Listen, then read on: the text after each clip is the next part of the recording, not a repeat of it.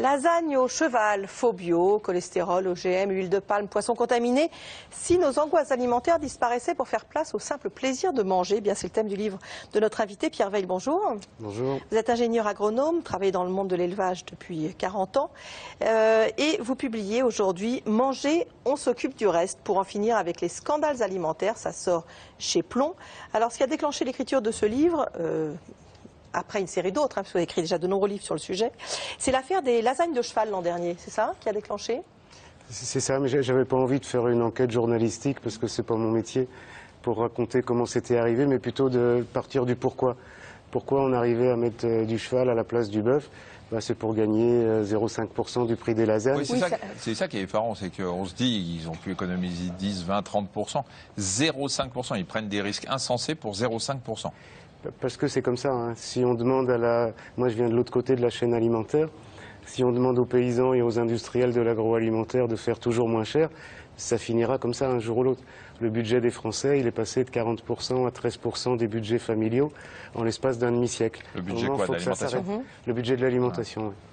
Donc à un moment, il faut que ça s'arrête. Et du coup, j'ai essayé de repartir de ces 0,5% en disant, et si on le mettait au service d'une alimentation de meilleure qualité au niveau du mode de production des aliments, que ce soit les œufs ou les tomates ou le lait, eh ben peut-être que ça changerait beaucoup de choses. Si on repart des données des études épidémiologiques ou des données des études cliniques, on peut changer beaucoup de choses et améliorer beaucoup de choses par la prévention en améliorant le mode de production des aliments.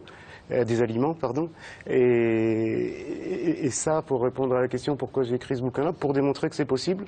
Le premier bouquin que j'avais écrit, c'était un modèle un peu théorique qui venait d'études cliniques, de trucs scientifiques. On pourrait faire que... Et là, j'avais envie de dire, ben, c'est possible, ça marche. Et puis, je donne plein d'exemples que ça marche. Pour 0,5%, on peut avoir du cheval à la place du bœuf dans les lasagnes, mais on peut aussi avoir des aliments de bonne qualité qui participent à notre santé. Mais c'est vrai qu'effectivement, le coût est largement en cause dans beaucoup de choses. Vous évoquez notamment le documentaire où on voit les comportements de familles américaines. Oui, je racontais ça parce que c'est un film que j'avais vu qui s'appelait Food Inc. Et il y avait un moment qui était frappant. Parce qu'on voyait une famille mexicaine pauvre en Californie et on voyait leur comportement alimentaire où ils achetaient vraiment tout ce qu'il y avait de moins cher, beaucoup de hamburgers premier prix pour nourrir la famille. Et quand on demandait à la maman pourquoi, ils disaient parce qu'il faut que je garde de l'argent pour acheter des médicaments pour soigner le diabète de tout le monde dans la famille. Et alors c'est extrême, mais c'est très symbolique d'un choix. Où finalement la baisse du budget alimentaire, ça nourrit le budget de la santé. Et il y a un moment, il faut s'arrêter. Le budget de la santé souvent lié à une mauvaise alimentation. Oui, bien sûr. Oui, ça, je pense que tout le monde est d'accord là-dessus. C'est d'ailleurs un cercle vicieux. Alors, vous parlez des labos pharmaceutiques qui gagnent beaucoup d'argent en vendant, on va prendre un exemple que tout le monde comprend, les cholestérols. On mange de plus en plus mal, de plus en plus gras. Il y a de plus en plus de plaques d'athérome, donc de cholestérol, dans nos artères. Donc on va prendre des médicaments pour lutter contre le cholestérol, alors que d'après vous, il suffirait de manger mieux pour éviter d'en avoir et donc éviter de prendre des médicaments. Enfin, des économies sur tous les plans, quoi. En gros, c'est ça. Sauf qu'on est vraiment parti dans l'autre sens. Je ne sais pas s'il suffirait d'eux. Il faudra toujours des médicaments. Mais on ne peut pas construire une politique de santé publique là-dessus. Il y a un chapitre où je raconte une étude publiée par des chercheurs anglais de l'Imperial College, pas n'importe qui, publiée dans l'American Journal of Cardiology, qui raconte sur des modèles statistiques, ce serait bien de mettre des statines justement dans les restaurants fast-food. En disant comme ça, les gens, ils auraient à manger pas cher. Et en même temps, le traitement en même temps. Avec la moutarde. Ça, plutôt que d'améliorer les fast-food. On ferait mieux d'alimenter la qualité du pain, de la viande, etc. Alors justement, votre livre est quand même optimiste, parce que vous dites qu'il n'est pas trop tard. Et vous citez des initiatives intéressantes, notamment d'agriculteurs. Alors, au début, toute la démarche que moi je pousse depuis une quinzaine d'années, elle est partie de groupements d'agriculteurs dans l'ouest de la France. Ça s'appelle Bleu Blanc Cœur. Et on essaye d'accéder à une écoute. C'est gentil de m'inviter, comme ça je peux en parler. Mais le logo apparaître en même temps. Si tout ça n'arrive pas jusqu'au consommateur, si on continue à dire d'un côté il y a une alimentation de bon marché, de l'autre côté il y a peut-être le bio pour 2% des gens, et qu'entre les deux il n'y a rien, eh ben, on n'y arrivera pas. Il faut améliorer la qualité.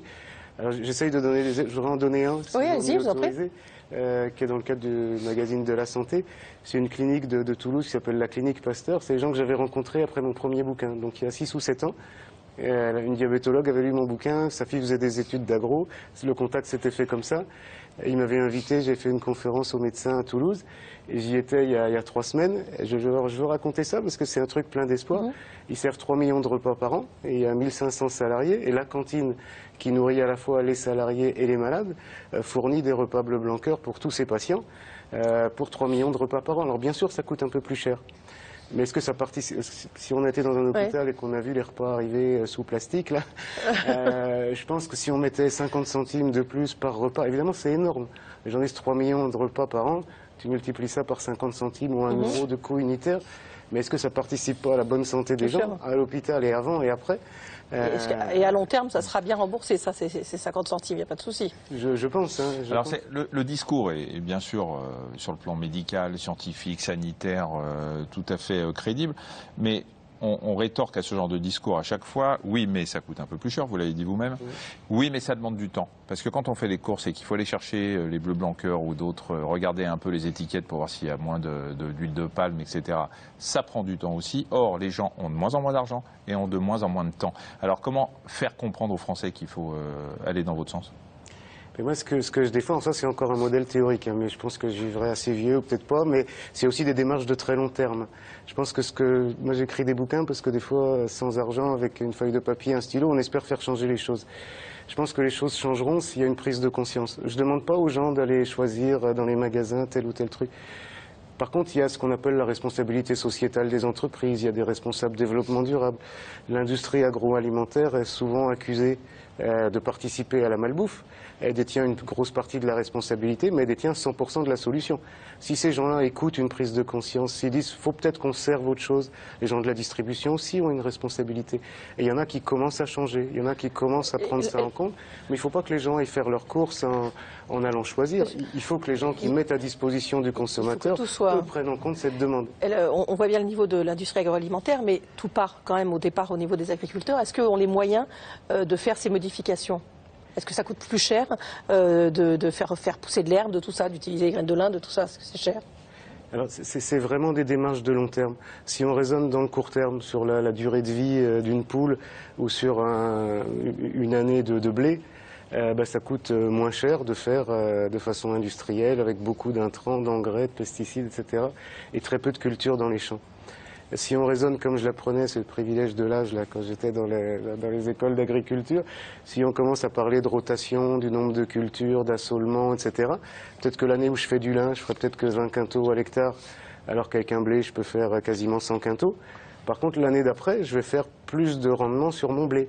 Si je nourris mes vaches différemment, peut-être qu'elles feront plus de veaux. Quand j'étais gamin, les vaches elles faisaient 5-6 veaux dans leur carrière.